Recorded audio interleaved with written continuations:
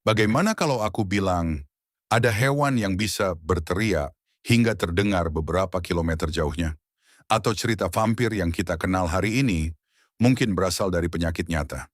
Sebelum lanjut, jangan lupa subscribe dan nyalakan notifikasinya agar channel ini terus memberikan fakta-fakta unik yang mungkin belum kamu ketahui. Serigala melolong untuk memanggil kawanan. Di tengah malam yang sunyi, suara lolongan serigala sering terdengar seperti sesuatu yang misterius, bahkan menyeramkan. Tapi sebenarnya, lolongan itu adalah bentuk komunikasi. Serigala melolong untuk memanggil kawanan, menandai wilayah, atau memberitahu lokasi mereka kepada anggota lain. Yang menarik, suara ini bisa terdengar hingga beberapa kilometer jauhnya, tergantung kondisi lingkungan. Frekuensi suara lolongan dirancang secara alami untuk menjangkau jarak jauh, menembus hutan, lembah, bahkan pegunungan. Kadang satu serigala mulai melolong, lalu yang lain ikut bergabung, menciptakan suara yang terdengar seperti banyak individu, padahal mungkin hanya beberapa ekor saja. Ini adalah strategi alami untuk membuat kawanan terlihat lebih besar dan lebih kuat di telinga lawan. Jadi suara yang terdengar menyeramkan itu sebenarnya adalah bentuk kerjasama dan komunikasi yang sangat cerdas.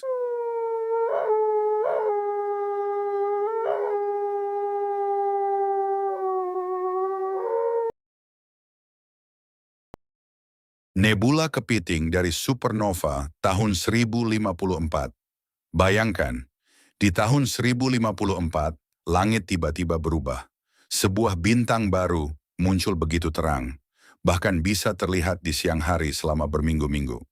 Para astronom di Cina mencatat fenomena ini sebagai bintang tamu.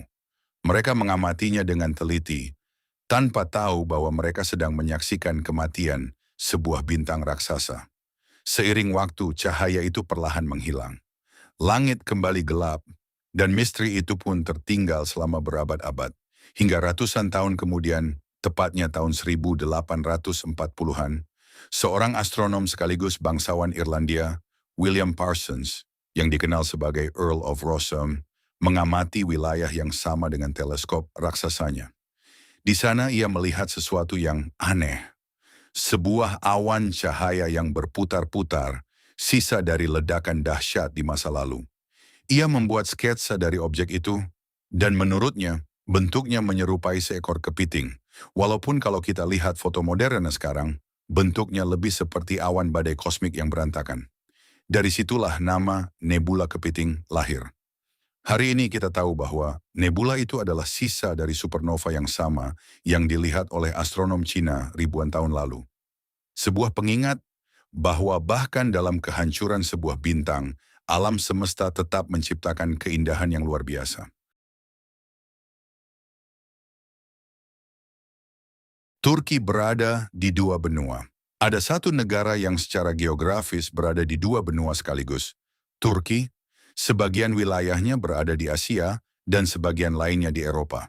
Kedua bagian ini dipisahkan oleh selat sempit seperti Bosporus. Kota Istanbul bahkan menjadi simbol unik dari posisi ini. Sebuah kota yang berdiri di dua benua sekaligus. Secara budaya, Turki juga merupakan perpaduan antara timur dan barat.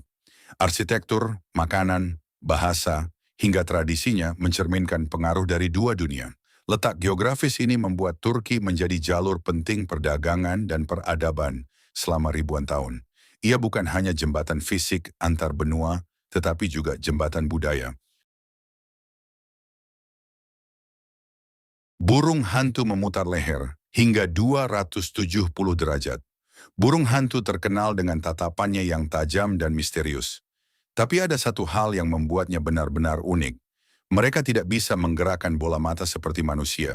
Mata burung hantu berbentuk seperti tabung dan tertanam kuat di dalam tengkorak. Jadi untuk melihat ke arah lain, mereka harus menggerakkan seluruh kepala. Untungnya mereka memiliki kemampuan luar biasa. Lehernya bisa berputar hingga 270 derajat. Itu hampir 3/4 lingkaran penuh. Yang lebih menakjubkan lagi, struktur pembuluh darah di leher mereka dirancang khusus agar aliran darah tetap lancar, meskipun kepala diputar ekstrim. Tanpa mekanisme ini, mereka bisa kehilangan suplai darah ke otak. Kemampuan ini membuat burung hantu menjadi pemburu malam yang sangat efektif. Dalam gelap, dengan gerakan hampir tanpa suara, mereka bisa melihat ke segala arah. Cerita vampir terinspirasi dari rabies.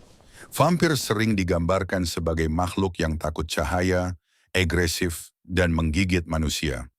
Menariknya, beberapa ilmuwan percaya bahwa legenda vampir mungkin terinspirasi dari penyakit nyata, rabies. Rabies adalah penyakit yang menyerang sistem saraf dan dapat menyebabkan perilaku agresif, sensitivitas terhadap cahaya, serta keinginan menggigit. Penyakit ini juga dapat menular melalui gigitan. Pada masa lalu, ketika pengetahuan medis masih terbatas, gejala-gejala ini bisa terlihat sangat misterius, bahkan menyeramkan. Orang-orang mungkin tidak memahami apa yang sebenarnya terjadi, lalu mengaitkannya dengan makhluk supernatural. Dari situlah kemungkinan muncul cerita-cerita tentang vampir yang kemudian berkembang menjadi legenda populer. Kadang, cerita paling menakutkan berasal dari kenyataan yang belum dipahami. Terima kasih telah menonton sampai akhir. Dunia ini penuh dengan hal-hal yang lebih aneh dari fiksi. Kalau kamu suka fakta seperti ini, jangan lupa like, subscribe, dan aktifkan lonceng notifikasi supaya tidak ketinggalan video berikutnya.